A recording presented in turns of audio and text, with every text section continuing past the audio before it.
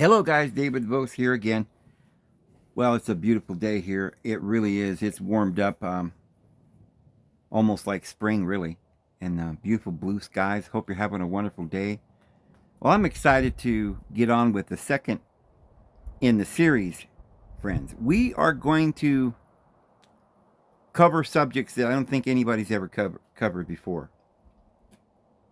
I'm sure that there are books written on part of what we're talking about. But the nuances and the ideas and the concept that I'm going to give you is not, as far as I know, it's certainly not a mainstream idea. It's not a middle stream or even a low stream idea. I don't think anybody's talking about. Like I said, there could be a book somewhere out there in the middle of nowhere that I've never seen. Of course, I haven't seen a lot of books. I don't read books, but the world doesn't know this at all. And I really feel that few even suspect it.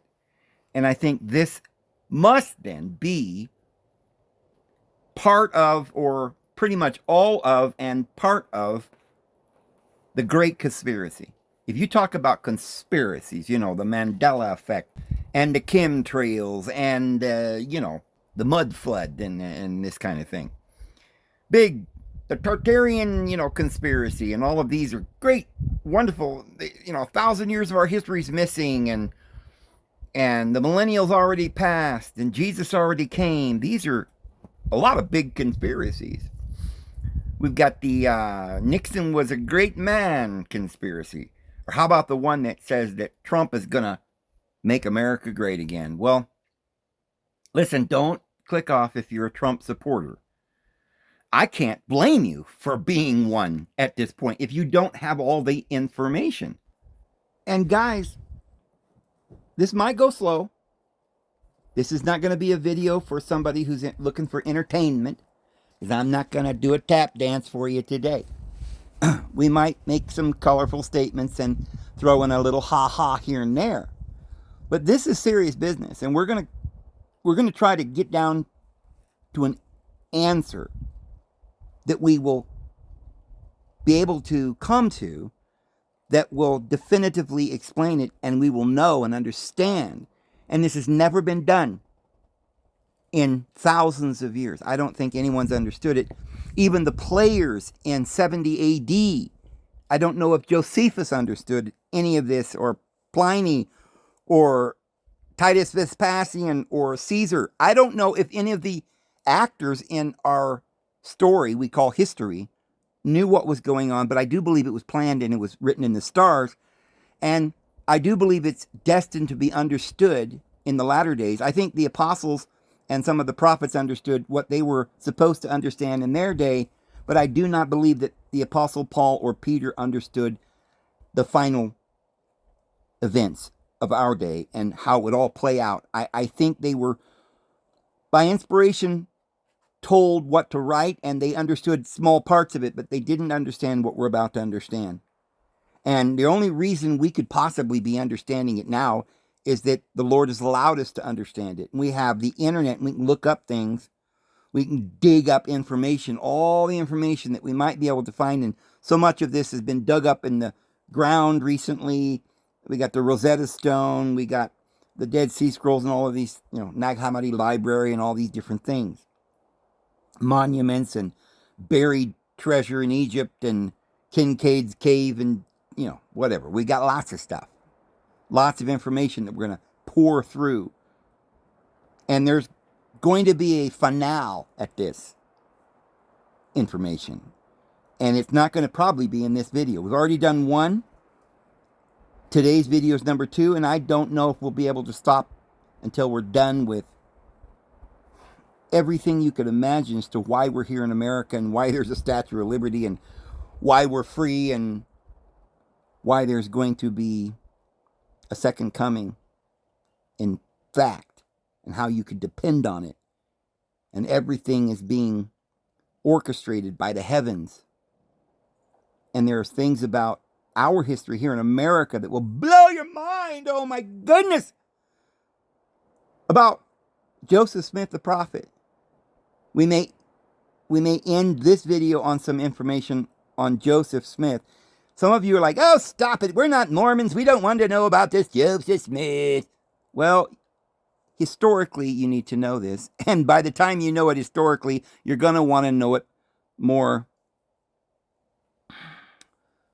intimately than you have ever thought you would want to know it, because it is truly part of the tale that we will weave to get us to the answer.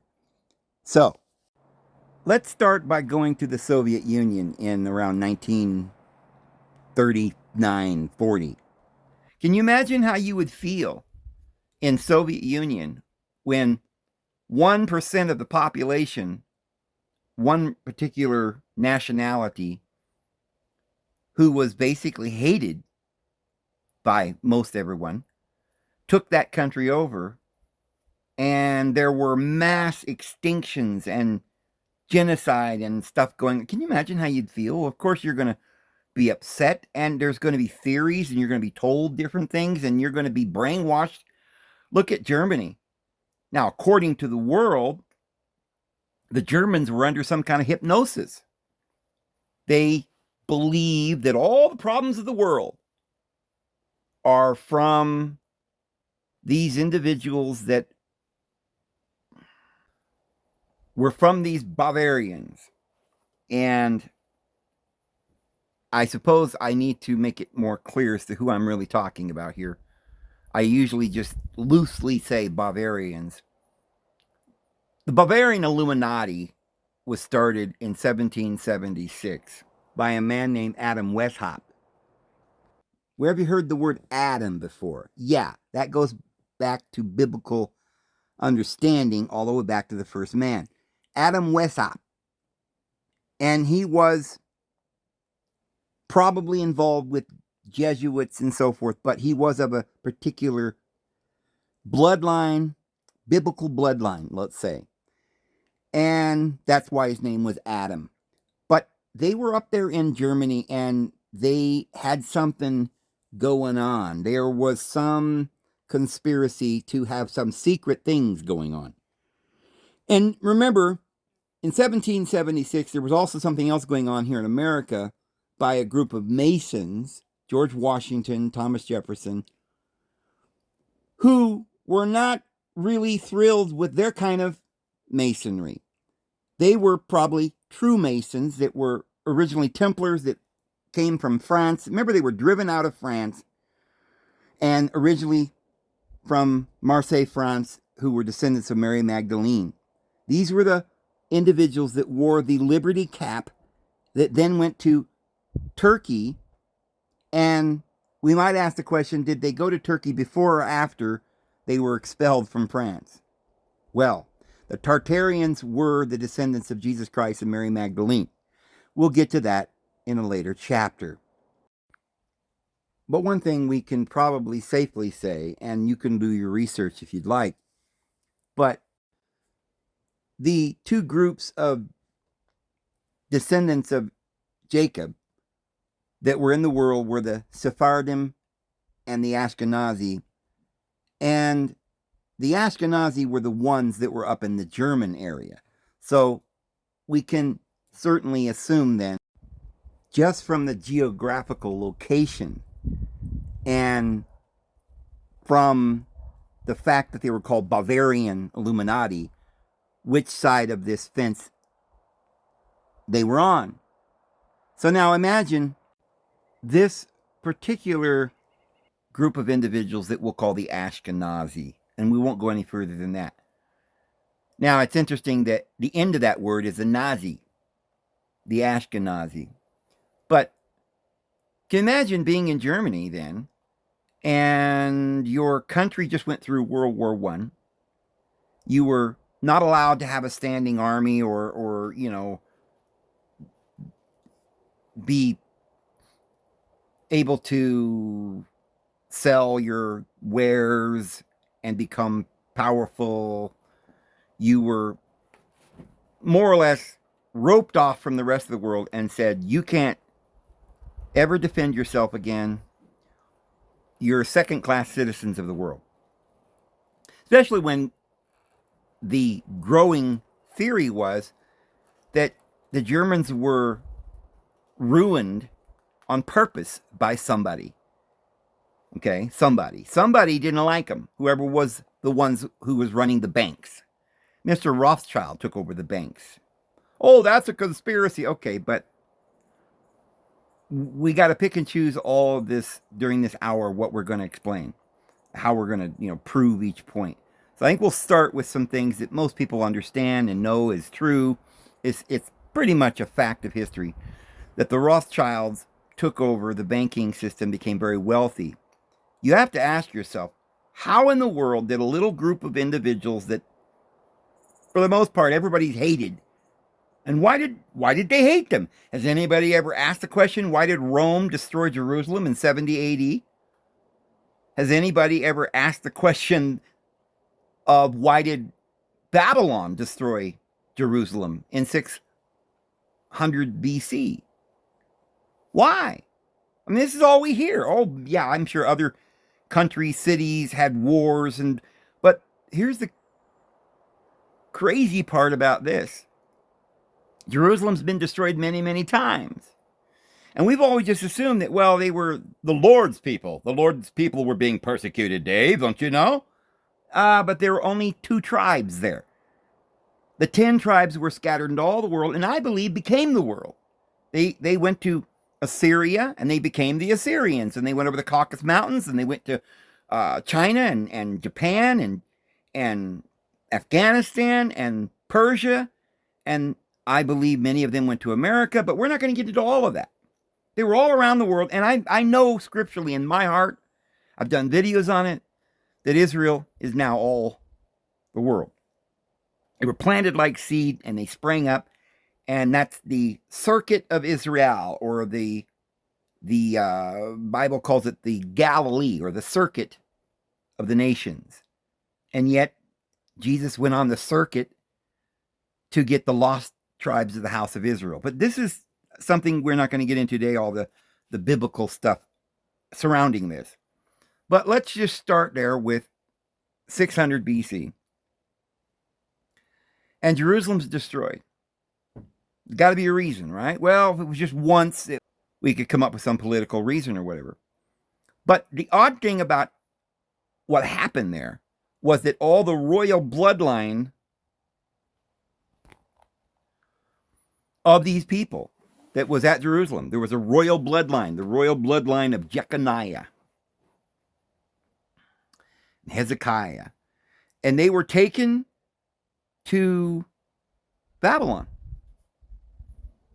And if you read in the book of Isaiah, you'll read verses where it explains that somebody had a scheme, a plan to take from the royal bloodline of the Perez line back to Judah and take it to Babylon, and it would grow and sprout and prosper.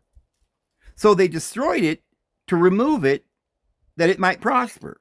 And it was some evil plan. And the Bible says, will this plan have success? No. I myself, the Lord, will take another tender branch from the great tree of this royal bloodline, and I will transplant it into the mountains, plural, of Israel, at the height and in the tops of the mountains. So Israel, there were 10 other nations that were scattered in the world, and they had their own mountains.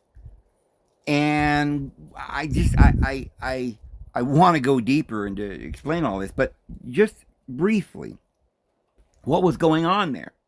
I guess we better not go any deeper there because we got so much to talk about.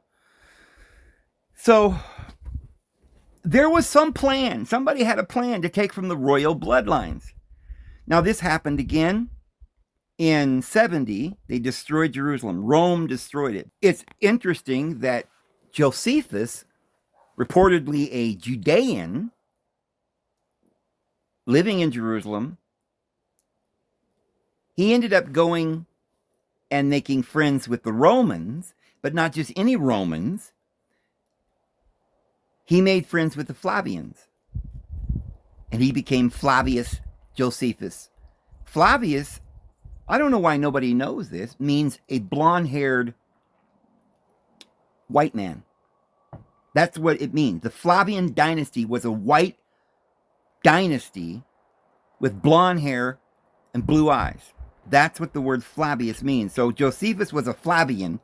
Now, whether they just said, hey, look at this little Jew here, he's brown, we'll just give him the name of a blonde, wouldn't that be a chuckle? Or maybe he was blonde. But I'm not going to get into that today. I'm just pointing out a couple of things, and I want you to ask yourself, why was Jerusalem destroyed?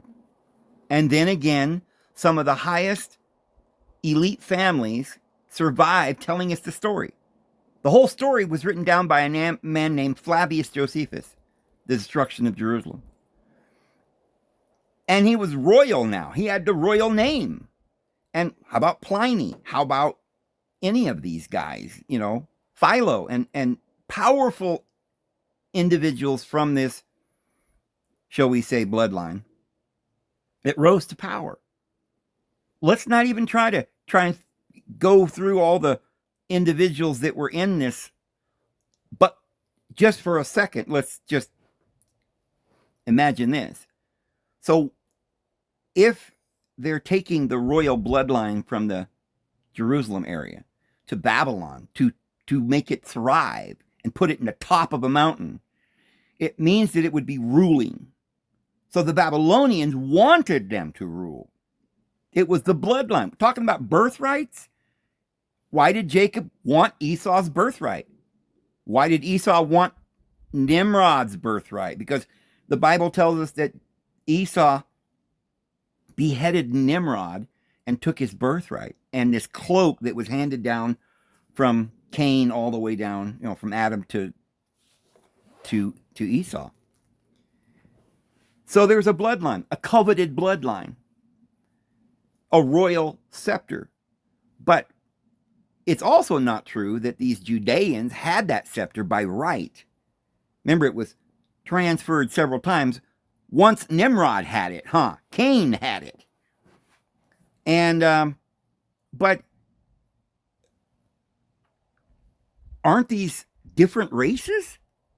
Isn't Nimrod anathema to the Judeans? Well, the Judeans come from their father Jacob, who stole this birthright from his brother Esau. Well, that's his brother, right? It should be the same. Oh, but he seemed to be a different color. He had all this hair, and it was different. He was a different kid. I mean, you could touch Esau and see he wasn't the same. He wasn't like his brother. And this deity that loved Jacob hated Esau. And there is the story of some kind of hanky-panky, but we won't get into that today. You know, with the bloodline there. I'm only pointing all of this out because there has something to do with the bloodline. Now, I'm not saying that there isn't a real bloodline with these individuals we call Judeans. The prophecy says the scepter will not depart from Judah until he who comes who has the legal right, which of course we'll find out has got to be through the line of Joseph. Joseph Smith. Well, we'll get to that. Yeah, we're going to get to that. Friends, I promise you, you're not getting hoodwinked.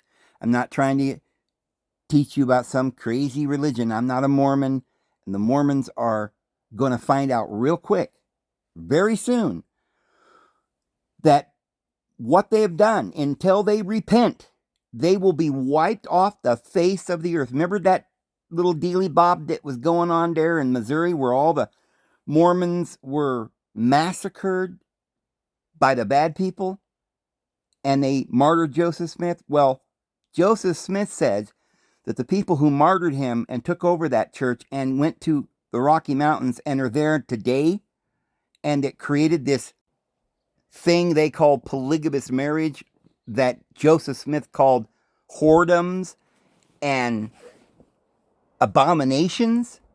He said that they would be wiped off the face of the earth in judgment just before the second coming of Jesus Christ. I will tell you this, by the end of this series, if you can get this to the Mormons and to the Judeans and to the people all around the world that are about to get the mark of the beast. If you guys don't listen and wake up soon, it ain't going to go well with you.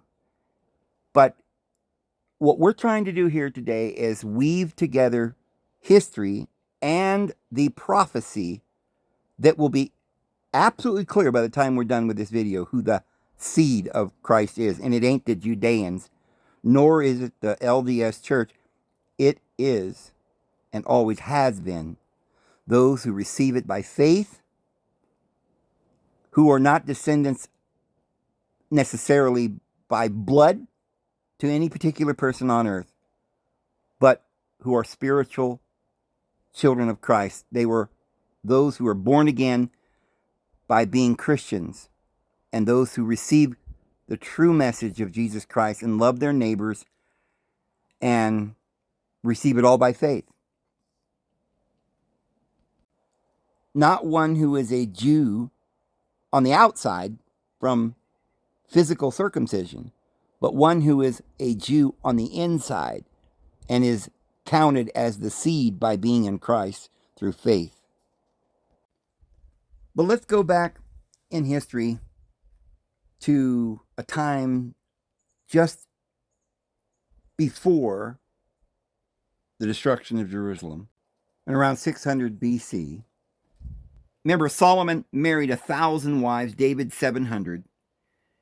Most people don't know why he did that, but it was to make a lineal descendant from that bloodline and to put each of these wives, all from different nations, to put a bloodline, a royal bloodline onto their nation. 1,000 different nations, and all got their authority from Solomon. That's why he was so great, because they were all children of Solomon, the bloodlines of royal descent. But the prophecy, remember Jacob, it said 70 souls came out of the loins of Jacob. The 70 souls were the nations, the 70 nations. They're actually 72, but they always round it off to 70 a lot of times. And of course, as you guys know, we've talked about this all the time, this is some reference to the 72 deacons in the astrological wheel. And there are 12 houses. This is why there's 12 tribes. So it's some kind of symbology going on here, some kind of story that we don't even know, not a clue does anyone have of what any of this means. But when Jacob blessed his sons, he gave each of them a different blessing. And there were two notable blessings. One was the birthright blessing given to Joseph. He would be above his brethren, and he would flourish his branch. Talk about branches. Is it a royal branch or a lineal descent branch? But it was by a well, meaning it had plenty of water, and it rose up and went over the wall. What wall? Obviously, it's not a wall. It's some kind of a major wall where civilization was. And it went over that wall, and it expanded, and it says it went to the ends of the earth. So the blessing was upon Joseph, the birthright. But Judah got a blessing. And we've talked about this many times. Joseph was the firstborn, literally, of the favorite wife, Ra'el, which is the new covenant. And Leah is the old covenant, Yahweh. And her lastborn son was Judah, and therefore was the youngest, and should not have any way have had any blessing above his brethren. But he did get a blessing, and it was this, that he would receive a scepter until, not always and forever, it didn't actually belong to him, but he would, by some means, he would conquer this world and attain this blessing of having this scepter, but eventually he would lose it, because he would only have it until he who comes who has the legal right. And remember, it was Judah that sold Joseph into slavery, told his brothers, let's sell him.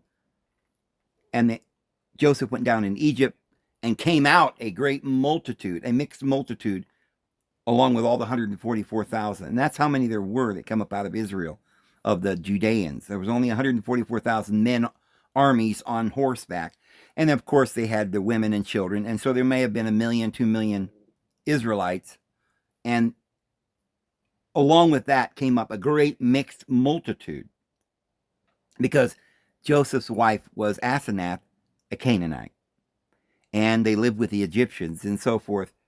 This must mean that it was a salvation for all of the world.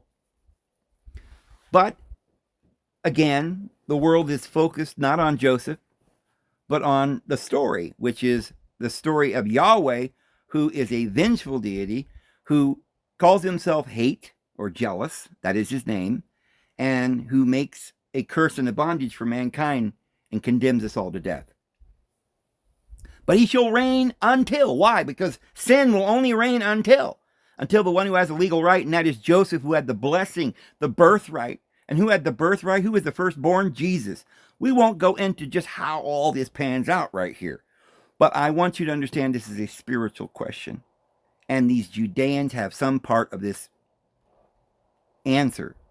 They hold some bloodline that somebody wants to have rule over all the world. It's what? The youngest, the most ignorant, and the Judean kingdom was the southern kingdom, which represents the southern part of the world or your body, which is the lower, and it's the carnal commandments, and it will reign until they receive Christ and confess his name and bend their knee. When every eye will see Jesus coming in the clouds of heaven, they too will see him, even those who pierced him. So it is a dramatic event when these individuals finally are brought to Christ. Well, we look at the world today, we see these individuals over there, and the world seems to be wanting to make this kingdom and bring them back to their homeland.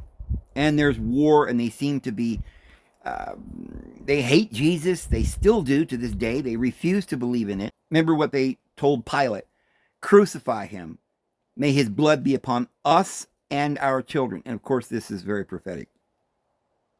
So let's bring this down to when Charlemagne became the emperor of the Holy Roman Empire. And there were descendants of Mary Magdalene and Jesus in the Languedoc near Marseille, France. And they were thriving, and they had descendants of Christ, and we're going to find out that they weren't even recognizing themselves, even though they were literally sons and daughters from Mary Magdalene and Jesus. They didn't even care about that. What they cared about was that they were spiritual, that they were Christians, and that they followed Jesus and his teachings. So the Holy Roman Empire didn't have a royal bloodline. So they made a plan. For whatever reason, you guys can decide in your own mind why they did it. And you can find this in the history books. They don't accentuate it very much, but you can look it up if you look very carefully. That Charlemagne went down to Baghdad, because there's no more Babylon, it was destroyed. Baghdad was kind of near where Babylon was. And so they found a descendant of Jeconiah and brought him to the Holy Roman Empire in Europe. And Charlemagne had this man marry his aunt. And then through his aunt and this Jewish person, they made a royal bloodline that ruled the Holy Roman Empire. Now, we're not going to trace it. We're just putting that out there. But it was there. And the Holy Roman Empire had that bloodline. Had they not had it, evidently, they must have thought that they could not have been blessed. By who? Certainly not by the Lord Jesus. But Yahweh blessed that line. And it was a line of vengeance and hate and genocide, just as it always had been. And so therefore there were people that didn't like it. They would destroy them, but they would preserve the branch. Maybe they thought, well, we'll preserve the branch. We'll get all the favor of Yahweh. Who knows what they were doing? This is the question that we're going to try to figure out. But still looking at symptoms rather than conclusions here. We go then down to the Waldensian Inquisition, which was in France, which was these Marseille Sephardic Israelites, Jewish Israelites, that were in France, and they were driven out in the Waldensian Inquisition, and the Albigensian Inquisition went to Spain. Then there was the Spanish Inquisition. They were driven out. Where did they go? Some of them went to America, as we said. Some of them went to Britain, and then to the Isle of Man, and to Scotland, and to America. But others went to the Ottoman Empire, to Turkey. Many of them went up into the Ukraine area, and this is why there were all these particular Judeans in the Ukraine area and Latvia and Belarus and all that area up in there. Came to be millions and millions of these Sephardic Jews, not the Ashkenazis, because they were driven there from all the inquisitions.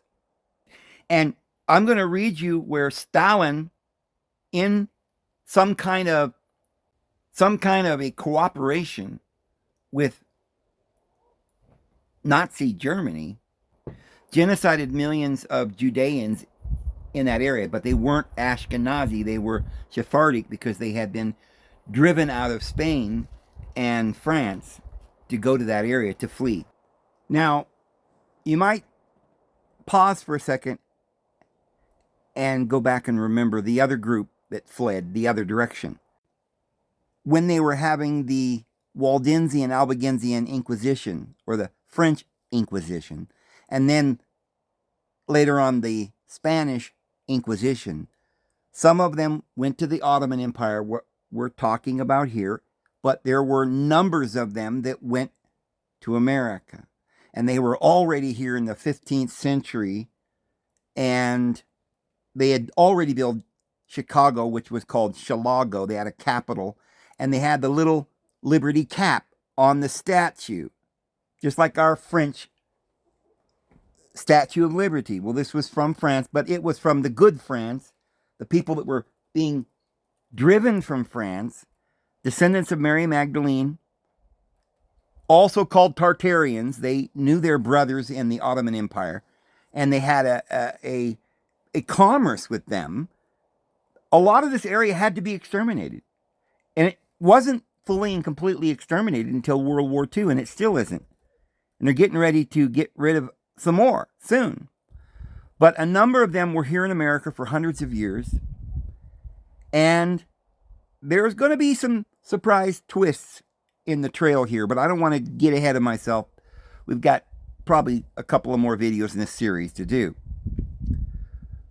So these Tartarian buildings here in America were not from the Mayflower. Let's put it that way. Now, did Stalin know why he was doing it? Did the Nazis know why? Has this been ever explained to anyone?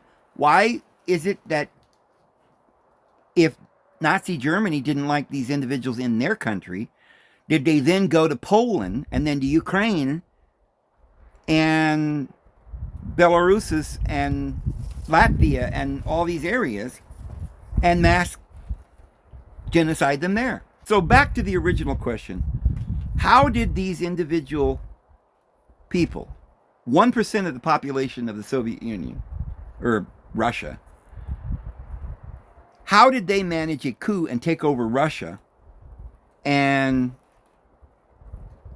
this in World War I, in 1917, the Bolshevik Revolution was 1% of the population. They were of this particular Ashkenazi group.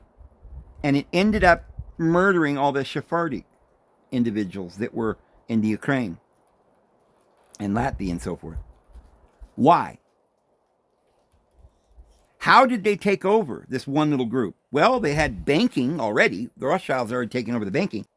Is it a coincidence or is it not understandable now then? Why? One other group went to Britain and took over the parliament and had relations with Queen Victoria and ended up having 9 children that were not Prince Albert's kids, and ended up in positions of power throughout Europe. They literally, these individuals took over Europe. If you don't believe it, just look what they did here in America. They took over Hollywood. New York was all but run by them. Remember, it was called the New Empire, right? And they built the Empire State Building, which was, ostensibly the ruler of the world. And the guy who owned it was John Jacob Astor. I know. Individual of this family bloodline, and whose son was Waldorf Astor, that built the Waldorf building that I believe Tesla lived in. There's like a pyramid shape or something. And there's some conspiracy with that we cannot get into at this time.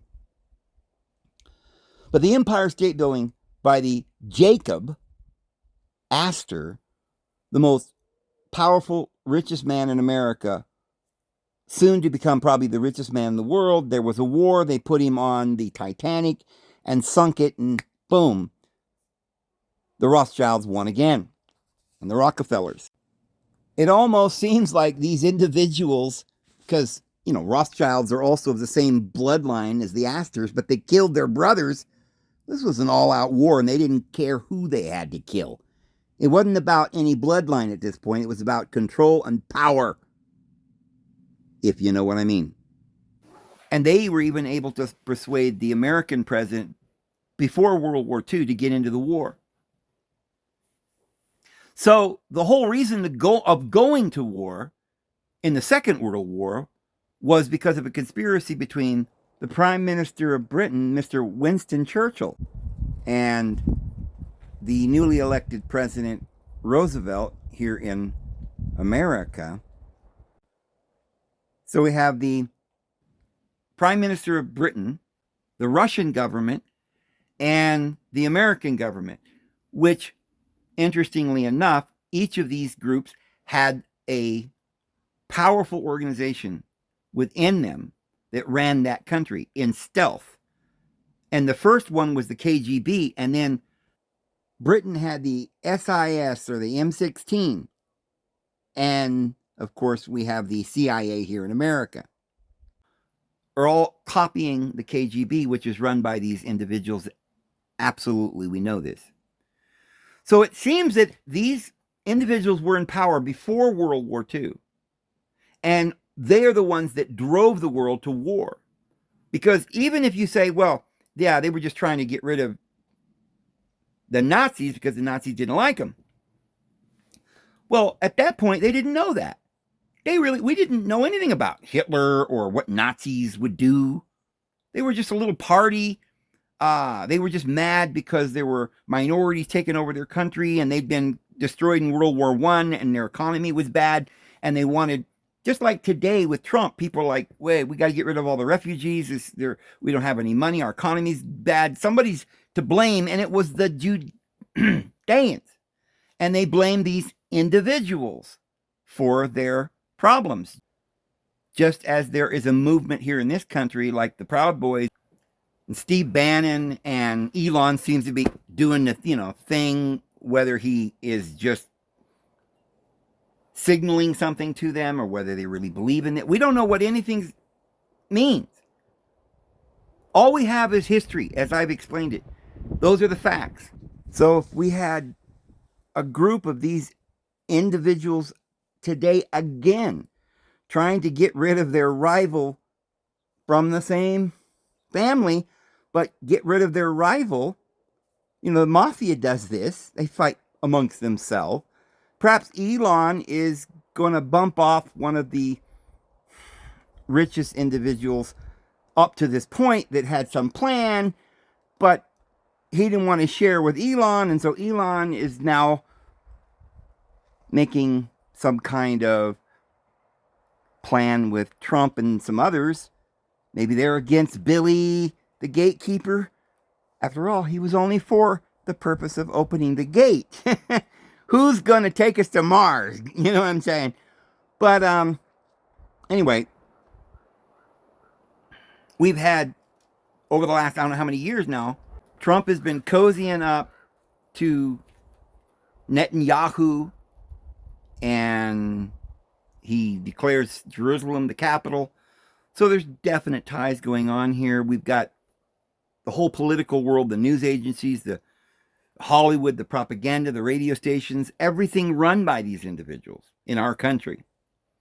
And if there's any problems in the world, because they are simply the ones orchestrating it, but they're always orchestrating it in such a way that they're not at the forefront.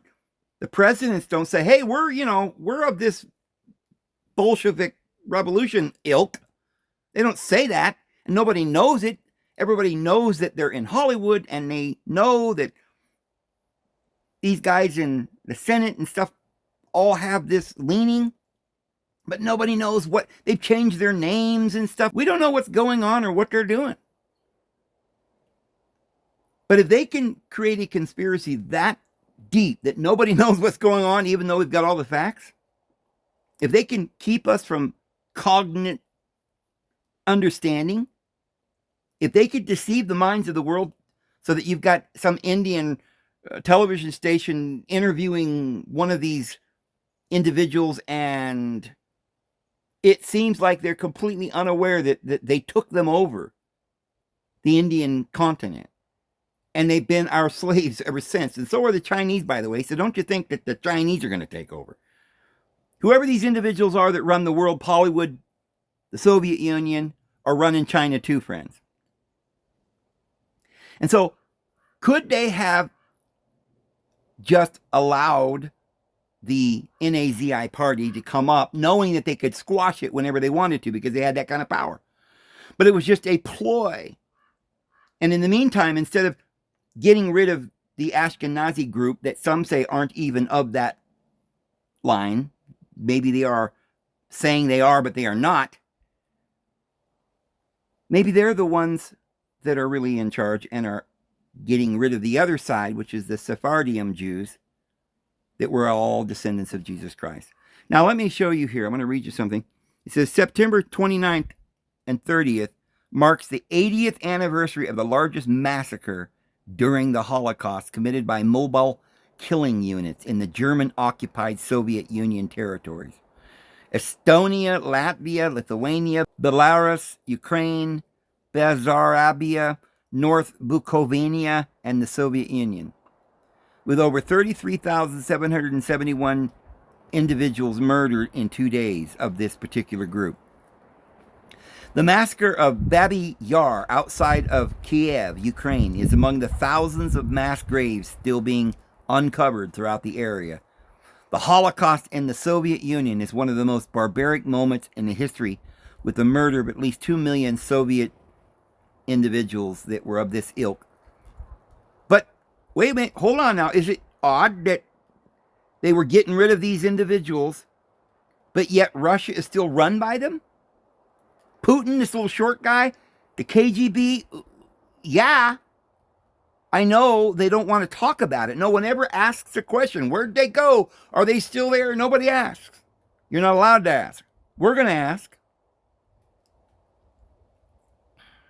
And you have to ask, why did Stalin allow Hitler to come into the Soviet Union and massacre all these individuals? Well, maybe he couldn't stop him.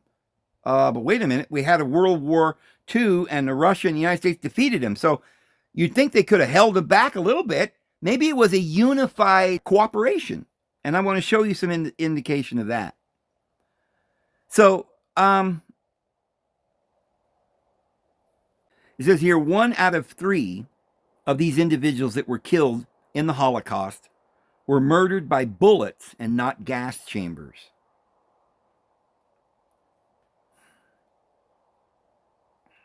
And all of them that were killed by bullets were up in this Ukrainian, Poland, Latvia area. And all of them were refugees from years before from Spain and France.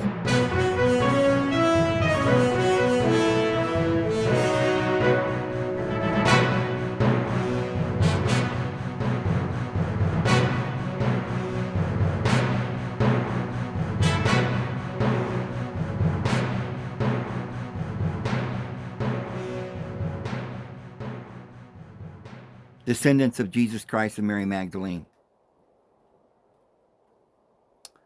Now take a look at this. Wikipedia, Joseph Stalin and anti-Semitism. The accusation that Joseph Stalin was anti is much discussed by historians.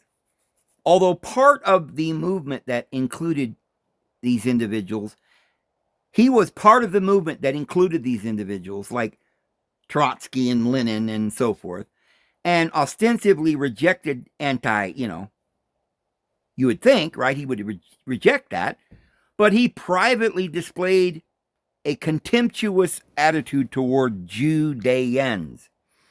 on various occasions that were witnessed by his contemporaries and are documented by historical sources. Stalin argued that the individuals in question possessed a national character but were not a nation and were thus unassimilable. He argued that the individuals in question, their nationalism, particularly Zionism,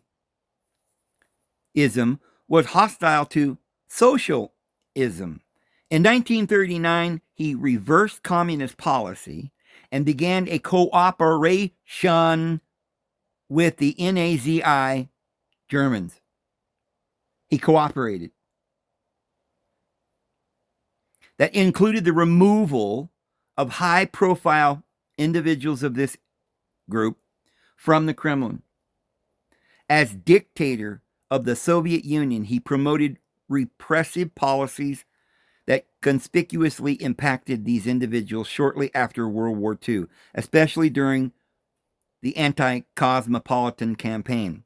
At the time of his death, Stalin was planning on an even larger campaign against these individuals, which included the deportation of all Judeans within the Soviet Union to northern Kazakhstan. By the way, Hitler's plan was to remove the ones in his country to Madagascar. Now, I'll show you a clip as we go where it's not, that particular idea isn't conceded by Netanyahu, but he does concede that it was not the original intention to get rid of them in a violent manner, but to deport them. Hitler didn't want to exterminate the Jews at the time. He wanted to expel the Jews. And Haj Amin al-Husseini went to Hitler and said, if you expel them, they'll all come here.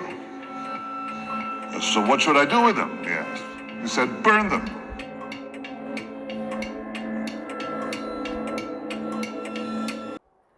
And it seems to me that when you're about to deport somebody, but you're bombarded by the Allies so that you cannot move, but you're hunkered down and they're bombing you from the sky, and they stop the flow of commerce, and they couldn't feed the people that were in the concentration camps. Many of them died just from starvation, not because of any plan that they may have had there in Germany, but it seems like the Allied bombardment is what killed many of them, friends. If not, I mean, I don't know, I wasn't there, but obviously you see the pictures of them starving, skin and bone, and they couldn't feed them, and they were dying. Millions of Germans themselves were dying. So it says that according to his successor, Nikita Khrushchev, Stalin was fomenting the doctor's plot as a pretext for further anti-Judean repression. Stalin publicly condemned although he was repeatedly accused of it. People who knew him, such as Khrushchev, suggested he long harbored negative sentiments towards them. It had been argued that anti-Semitic trends in the policies were fulfilled by Stalin's struggle against Lenin, Trotsky. After Stalin's death, Khrushchev claimed that Stalin encouraged him to incite anti-Semitism in Ukraine, allegedly telling him that the good workers at the factory should be given clubs so they can beat the hell out of those individuals that we have heretofore mentioned. In 1946, Stalin allegedly said privately that every one of these individuals that we have heretofore mentioned is a potential spy.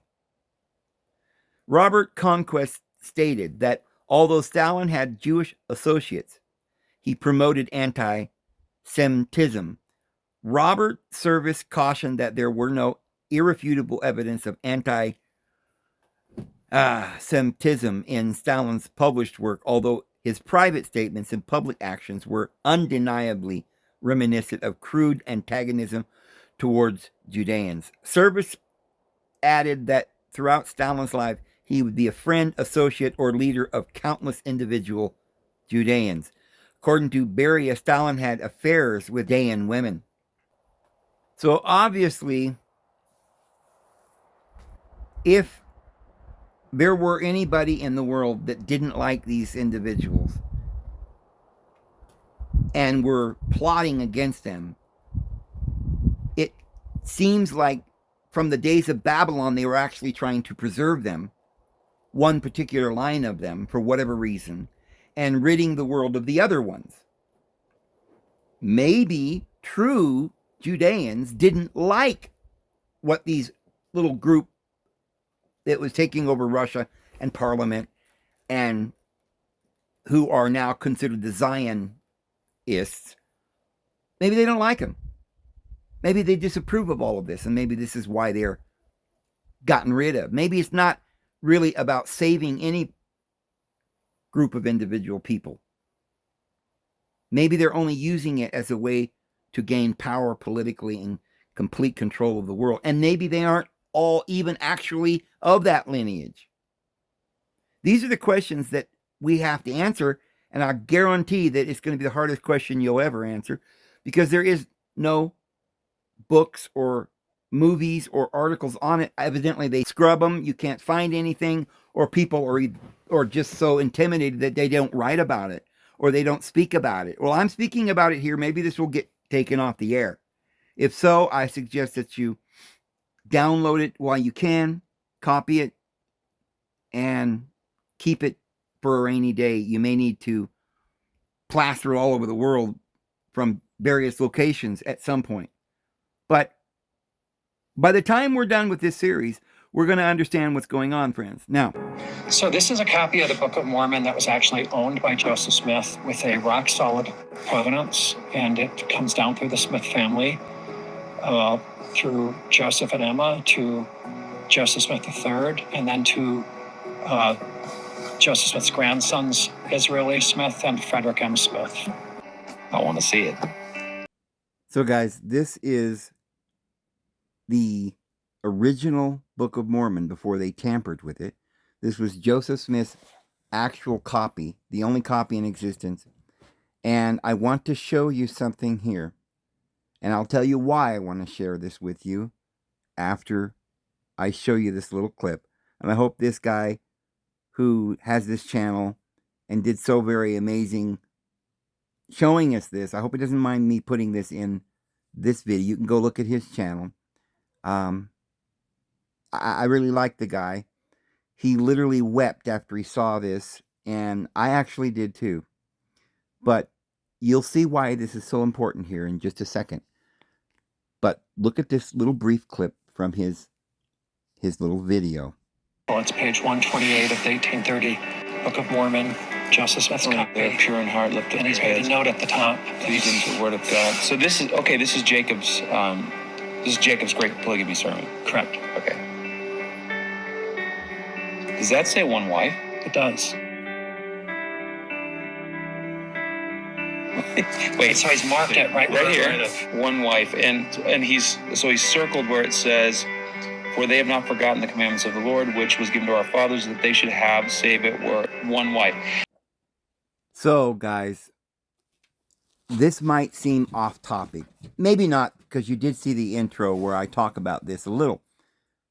But what we're trying to do is get to the truth here. The truth about our world. Well, I'm sorry, but our world, the truth about our world, was written in the stars thousands of years before. It was written in the scriptures, and there are many scriptures. And you need all the scriptures, friends. You need all the truth to be able to understand the ones you got.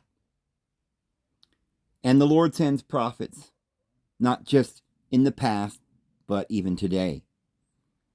And Joseph Smith brought to light something so important that even the Mormon people, who are in apostasy and are in danger of being literally wiped out in the coming Great Tribulation because of their evil ways and things that they have accepted from apostates, because they are no longer Christians and are wrapped up in wealth, and they are part of this conspiracy that we're talking about here today, because they happen to run the government. the clandestine FBI, CIA is literally run by the Mormons, a Masonic order that was brought over here and created by the Bavarian Illuminati in 1776 by Adam Weishaupt in Bavaria. That was the Illuminati, and they came and infiltrated the United States and the history of Joseph Smith. No man knows my history, he says.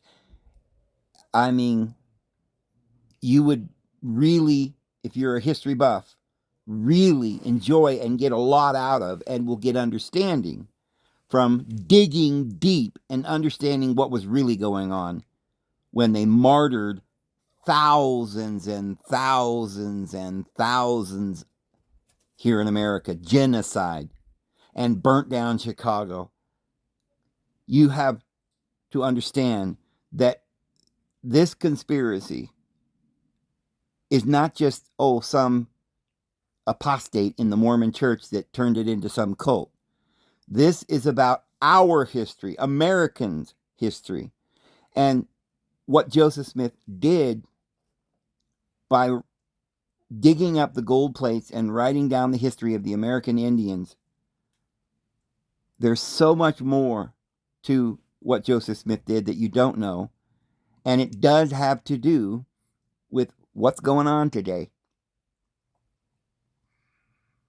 Because you see, all the way from the beginning, the apostasy has been that men believed that they had power because they were the seed, the chosen, and they continued to have that power because they worship the deity of vengeance, and they will have that power until the one whose right it is comes. And that one whose right it is the seed of promise, born of the Virgin. And that seed, which is Christ, is all of us, because we are all one in that seed. We are that righteous branch that the Lord is going to rise up in the last days. And it's not those like the LDS that have become abominable with their whoredoms and polygamy. And in the words of Joseph Smith, with their secret combinations. The secret combinations are these secret signs, hand signs, and shapes that they're flashing all over the place. This is the Illuminati, the secret combinations that Joseph Smith warned us of. And he died as a martyr and a witness of the truth about this country and the world and who that seed is. This is the key, understanding all of this from the very beginning, from your scriptures all the way to the fulfillment of the scriptures that has come down to us here in America. And the answer is not, this land or these people, but it is this world that is the land of Jesus Christ, where he will raise up a righteous branch, a righteous seed, which is true Christians that receive it by faith and literally love their neighbor and keep the holy united order, which is having all things common, getting out of the world and being no part of it. Certainly not running a clandestine organization like the CIA, controlling the world. Can you imagine the evils that they have done in the CIA with their mind control programs? We need to know for certain who's running this program, why they're doing it. They're NAZIs. They had this plan from that day till our day. And we've got to understand the connections. And we've got to understand why they're doing it so that we don't get deceived. And along the way, we're going to find that the Lord has already helped us understand this, that he has sent his prophets and that they have spoken, but their message has been hidden and has been thwarted. But friends, don't worry, because the Lord always brings to light those things that he wants us to know when we need to know it. The Holy Spirit will teach us all things we need to know in the hour we need to know it. The things that Joseph Smith did then were imperative for things that's about to happen now. And I believe there are many prophets that have arisen. They have come and they have spoken, and we have not listened. So that's going to be part of what we're going to talk about, is what this is all about, and the connection to the Tartarian Empire and Mary Magdalene and America and the coming Great Tribulation and the coming again of Jesus Christ. Anyway, I'm going to leave it there. We're about an hour. This will be number 2 in the series. We are going to do more in this. We're going to get to everything we can get to prove and define clearly what the truth is, so that we can understand what's going on in the world today and not be deceived, and make our decisions prayerfully and mindfully and with joy and blessings upon our life. I'm going to leave it there. Hope you have a wonderful evening, and may the grace of the Lord be with you all. We'll see you tomorrow. Have a good one.